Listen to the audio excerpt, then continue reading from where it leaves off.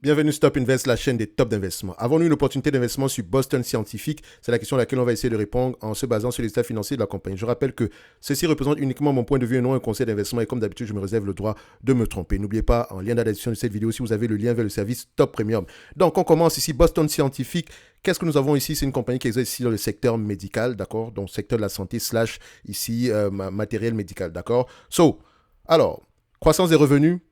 Très bien, ok. On a une croissance des revenus ici. Maintenant, à vous de déterminer si cette croissance est par acquisition et de manière organique, ok. Parce que la croissance par acquisition est généralement ici moins bonne que la croissance de manière que la croissance organique. Ici, c'est un mix des deux sans doute ici. Mais on peut déjà voir ici visuellement, ça se voit que c'est une croissance ici par acquisition, ok. Maintenant, croissance c'est bien, marge brute stable ou croissante. Ici, nous avons des marges brutes. Vous constatez ici que, bon, quand je dézoome un petit peu, vous voyez que c'est pas très très beau à voir, ok? Donc il y a dû avoir certains soucis ici, mais vous faites attention, ça paraît gros ici, même si ça l'est réellement. Enfin, 5% ici, entre la moyenne et ici, nous avons à peu près 5%. Donc maintenant, à vous de voir. Quand vous allez lire les rapports financiers, pourquoi est-ce que l'entreprise avait 74% de marge en 2005? Pourquoi est-ce que ces marges-là ont fondu jusqu'en 2011? D'accord? Pourquoi on est quitté de 71, 75% à peu près 63%. Je constate également ici qu'on a une évolution des marges ici sur les années qui ont suivi. Ok, vous constatez également ici que remettez les choses dans leur contexte. Peut-être que ça prend également en considération ici la période de la crise financière ici de 2008. Ok, 2007-2008 par là. Ok, donc ça ne s'est pas arrêté en 2007-2008. Donc 2009-2011, c'était à peu près des années compliquées. Ok, au moins, on est revenu à un certain niveau de marge. OK, maintenant, c'est de savoir est-ce que ça va continuer. Maintenant, il faut également regarder les marges EBITDA. Est-ce que les marges EBITDA sont stables? C'est bien de regarder les marges brutes qui diminuent, etc., qui restent à peu près, qui font du yo-yo. Mais également, ici, vous devez prendre en considération, attention, vous constatez que à chaque fois qu'il y a une crise financière, cette compagnie-ci, d'accord, en termes de marge brute, il y a de la pression. D'accord? Regardez ce qu'elle fait. Donc, elle est plus sensible que les autres entités qu'on a pu analyser ici. Vous constatez ici qu'on a fait plusieurs vidéos ici pour les entreprises ici du secteur médical. Donc, la vidéo qui précède celle-ci et sans doute la suivante également. Vous remarquez ici qu'en termes de marge EBITDA ici, qu'est-ce qu'on constate? Les marges EBITDA également ont tendance à être un tout petit peu fluctuantes. OK? C'est important pour moi dans le sens où quand tu vas faire des prévisions maintenant, est-ce que tu vas prendre 10%, 5%, 8%? Donc, il faut voir à peu près, est-ce qu'on peut dessiner à peu près une moyenne ici? On voit que sur les 5 dernières années, c'est un business qui rapporte à peu près 25% de marge en termes de EBITDA. Sur les 10 dernières années, nous avons à peu près 25% également. Et sur les 20 dernières années, nous avons à peu près 25% également. Donc, il y a de fortes chances qu'on soit aux alentours de 25% en termes de marge EBITDA. Maintenant, quand on l'achète ici aujourd'hui, c'est pour que cela, enfin, on sous-entend que cela va continuer. OK? Il est donc important de comprendre pourquoi est-ce qu'il y a cette variation-ci. Donc, maintenant, je reviens. En termes de net income ici, qu'est-ce qu'on observe? Les net income ici, est-ce que les net income et les free cash flow vont dans le même sens? Donc, je prends ici net income, je mets ça là, net income et free cash flow. Est-ce que net income et free cash flow parlent le même langage? Vous pouvez déjà le voir ici. Regardez ceci. Nous avons le graphique des net income à ce niveau-ci. Je le mets comme ça. Et quand je le mets sur le même graphique ici, et que je vais à peu près mettre ça, non, c'est même pas beau sur le même graphique, on va juste faire ça différent. Ok. Donc ici, nous avons les net income. C'est pas beau, n'est-ce pas? Elle ne gagne presque pas d'argent en termes de net income. Mais attention, ce sont les net income. Vous ne savez pas s'il y a des éléments extraordinaires parce qu'il faut essayer de voir si on ne doit pas les normaliser. Donc ici, par exemple, quand on les prend annuellement, ok, et que je prends également ici les free cash flow et que je les mets annuellement ici, vous constatez quoi? Ok, vous constatez ici que les net income ici en moyenne en termes de free cash flow ici, c'est une entreprise qui ne perd presque qui n'a pas perdu d'argent depuis à peu près une dizaine d'années, hein. Alors qu'en termes de net income ici, ils ont perdu de l'argent. Or, les free cash flow sont positifs. C'est-à-dire ici que pour la rentabilité, il faut bien regarder les free cash flow. C'est important. Ok, maintenant, en termes de dette nette, qu'est-ce qu'on a ici? La dette nette ici est de combien? Donc, en termes de dette nette ici, on observe quoi? Nous avons à peu près une dette nette aux alentours de 8 milliards 780. Maintenant, dette nette sur EBITDA, qu'est-ce que ça donne? Dette nette sur EBITDA, si on recherche quelque chose en dessous de 5, ici on a 2,6, donc elle peut repayer sa dette ici. En termes de free cash flow ici, en moyenne, à vue d'œil, c'est un business qui peut rapporter à peu près 950 millions ici. Donc, elle peut repayer sa dette ici en moins de 10 ans. OK.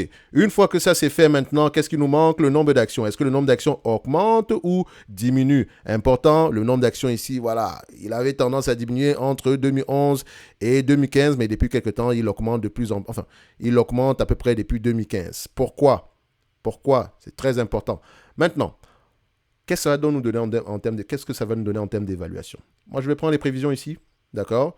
On va regarder ce business-ci. Déjà, c'est un business en termes de, on va aller complètement oublier, en termes de PER ici, combien est-ce que le marché paye? Je rappelle que les free cash flow représentent la véritable rentabilité de ce business-ci. Donc, vous me prenez les price to free cash flow, parce que si vous prenez les price to earning ici, vous allez avoir une mauvaise information.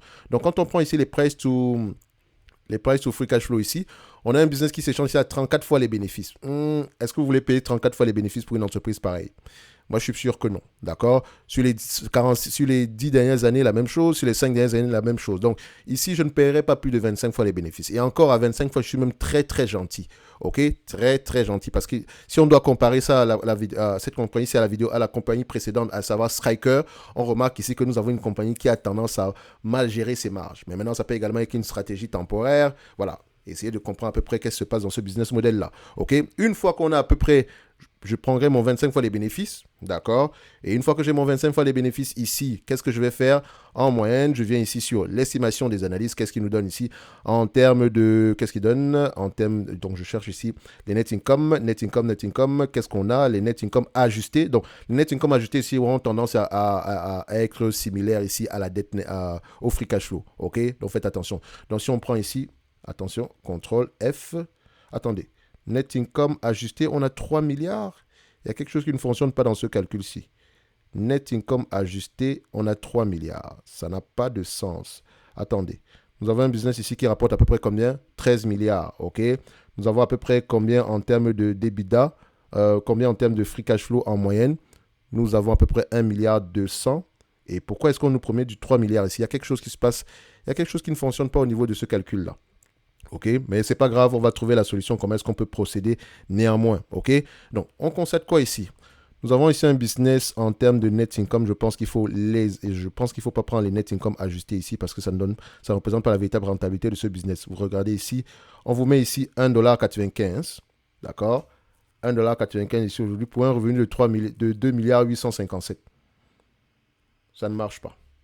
Pourquoi? Parce que quand vous regardez le nombre d'actions ici, le nombre d'actions, on a à peu près 1 milliard 400. Donc, c'est juste que ça ne marche pas, que c'est moi qui suis fou ou quoi? Il y a quelque chose qui ne fonctionne pas dans ce calcul-ci. Attendez. Free cash flow per share. Donc, je le fais en live. Hein, je n'ai rien créé du tout. Donc, free cash flow per share ici, je vois que les free cash flow per share ici sont aux alentours de 0,72. Donc, elle ne peut pas avoir les bénéfices nets ajustés ici sont trop élevés par rapport au free cash flow. Qu'est-ce qui se passe ici? Il y a quelque chose de bizarre. Je pense que l'estimation ici, je vais la prendre avec beaucoup de pincettes. OK? À la base, je suis même très mal à l'aise à utiliser cette estimation-là. OK? Parce que je pense qu'il manque certains éléments ici. Dans tous les cas de figure, on s'attend à du 2 milliards ici. Est-ce qu'en termes de pourcentage, qu'est-ce que ça donne? OK. Alors, les analystes les analystes ici, ils ont tendance à voir combien? Earning per share. OK. On va se dire ceci. Quand vous allez prendre cette compagnie-ci, regardez l'estimation ici du management. Essayez de voir si on va dans la même tendance. OK? Je pourrais également le faire ici, mais moi, je vais aller très rapidement. Vous pouvez également l'évaluer ici par rapport à la valeur d'entreprise sur le revenu. Or, la valeur d'entreprise sur le revenu, il faut avoir l'information par rapport à la valeur d'entreprise sur le revenu pour une entreprise qui exerce à peu près dans le même secteur d'activité. Laquelle de ces entreprises a été peut-être sous-évaluée, par exemple, voilà, qui pourrait à peu près s'échanger à peu près avec les mêmes multiples. Je vais prendre à peu près ici une entreprise, l'entreprise qu'on appelle Medtronics. OK? Il faut également vérifier si elle n'a pas fait d'acquisition ici qui pourrait impacter positivement ce business-ci. Donc, c'est souvent également bien d'aller voir sur d'autres plateformes ici comme Zone Bourse. OK? S'ils ont les mêmes estimations ici, peut-être que ça pourrait être intéressant. OK? Si on prend du Medtronics ici, en termes de valeur d'entreprise sur EBITDA ici, sur les 12 prochains mois, on est à peu près à combien? C'est un business qui s'échange vraiment combien de fois les EBITDA ici. Je vais prendre la médiane parce que je pense que Medtronic est à la limite correctement évalué. Donc, disons qu'on s'échange à peu près ici à 13 fois les bénéfices. OK? Donc, si je reprends mon business ici qu'on appelle Boston Scientific, OK? BSX, qu'est-ce que ça nous donne ici en termes d'estimation? Voilà. Et voilà. Donc, en termes d'estimation ici, Boston Scientific nous donne quoi? Si on prend 13 fois les 12 prochains mois, les 12 prochains mois, c'est le 31 mois de décembre 2023. OK, on va le mettre comme ça, OK? Donc, ça finit au mois de 30, au 31 mois de mars ici. Donc, 12 prochains mois, c'est plutôt au mois de juillet. Mais je vais le prendre comme ça. 4 milliards en termes d'EBITDA. OK?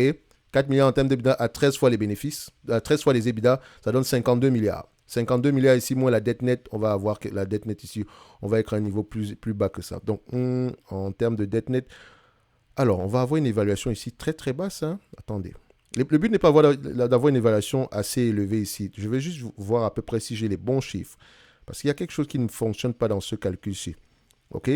Donc, à la limite ici, pourquoi ne pas aller regarder sur Zone Bourse? Voilà, on va essayer de voir ici si Zone Bourse a les mêmes informations. C'est pour ça qu'il faut souvent faire attention avec l'estimation des analystes. OK? Parce qu'on peut avoir ici quelque chose qui n'est pas ajusté en conséquence. Parce que regardez ceci, est-ce qu'elle a fait une acquisition quelque part? D'accord? Donc je regarde ça trimestriellement. Est-ce qu'elle a fait une acquisition dernièrement? Non, on n'a pas fait de grosse acquisition dernièrement. D'accord? La plus grosse ici qu'on ait fait, c'était à peu près en 2019. Donc techniquement, c'est déjà rentré dans les cours de l'action. OK? Donc, si je vais regarder ici, Boston Scientific Corporation, zone bourse. OK, ça donne quoi? On va regarder l'information sur zone bourse ici. On prend ça. On va regarder sur finance. OK. En termes de prévision ici, de bénéfices nets, ici, on s'attend à quoi? Voilà. OK. Je pense qu'on est à peu près dans ce niveau-là. OK. 2025, 2 milliards 500. Les free cash flow, 2 milliards 800 par là. On sait que les free cash flow sont généralement plus élevés. Disons 2 milliards 900. On va le faire comme ça. OK. J'exagère. Donc, j'extrapole déjà. Si on prend 2,9 ici, multiplié par 25 fois les bénéfices, ok, on est gentil. Sans doute ici, il y a quelque chose qui se passe au niveau de l'augmentation des marges. Moins la dette nette du business ici en lui-même. Donc, la dette nette ici, on a quelque chose, la dette nette actuelle, on a quelque chose en tout de 8 milliards par là. Donc, déjà, on peut voir ici qu'à 25 fois les bénéfices, ça donne 72 milliards 500. C'est un business en date d'aujourd'hui qui est à la limite correctement évalué. Si on prend en considération, on extrapole un tout petit peu les revenus. OK, donc on a déjà inclus ici les bénéfices nets de 2025 ici. Maintenant, si on enlève ici les 8 milliards de dette nette ici, 8 milliards, je pense que c'est 8 milliards et combien? 8 milliards, exactement. Ça donne combien ici? Ça donne à peu près 64 milliards 500. Donc 64 milliards 500 divisé ici par le nombre d'actions, on sera à peu près à quelque chose qui sera un prix, on aura un prix inférieur à ce qu'on a ici aujourd'hui. Donc 1 milliard 400 divisé par 1,425, disons. Ça donne ici à peu près 45 $ à l'action. Donc, en date d'aujourd'hui, si on enlève la dette nette, on sera aux alentours de 45 $ à l'action. Si on laisse la dette nette, si on n'enlève pas la dette nette, on sera à peu près aux alentours de, voilà, ça donnera à peu près la même capitalisation boursière en date d'aujourd'hui, plus ou moins. OK? Donc, est-ce que je peux dire ici que cette compagnie-ci est surévaluée? Je dirais, je ne pense pas qu'on ait une opportunité d'investissement ici. Je pense que si on compare à du Medtronic ici, on a mieux que ça sur le marché. OK?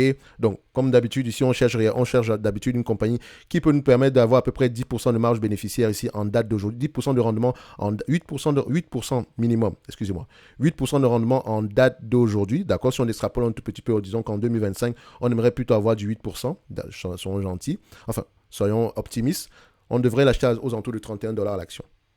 D'accord? Ça, c'est mon prix. Hein. Maintenant, si vous recherchez du 4%, 2%, 1%, c'est à vous de voir. D'accord? Vous êtes très libre. D'accord? Maintenant, le plus important ici, c'est que c'est un business de qualité qui vous permet au moins de récupérer vos sommes de départ. Or, si vous êtes sur un business qui se négocie à 40 fois les bénéfices, 50 fois les bénéfices, ou je ne sais pas quoi, ça va être un peu compliqué. Donc, lisez vos rapports financiers. C'est très important. N'oubliez pas, un like, un abonnement, un commentaire, ça fait toujours plaisir. En lien dans la description de cette vidéo aussi, vous avez le service Top Premium. Et je pense que les résultats ici sont assez corrects. Donc, on va se dire ici qu'en date d'aujourd'hui, on est correctement évalué en prenant en considération, on extrapole un tout petit peu les revenus pour 2025. D'accord? Si on ne le fait pas, voilà, si on extrapole un tout petit peu les revenus ici, on est correctement, cette compagnie-ci est correctement évaluée à mon goût.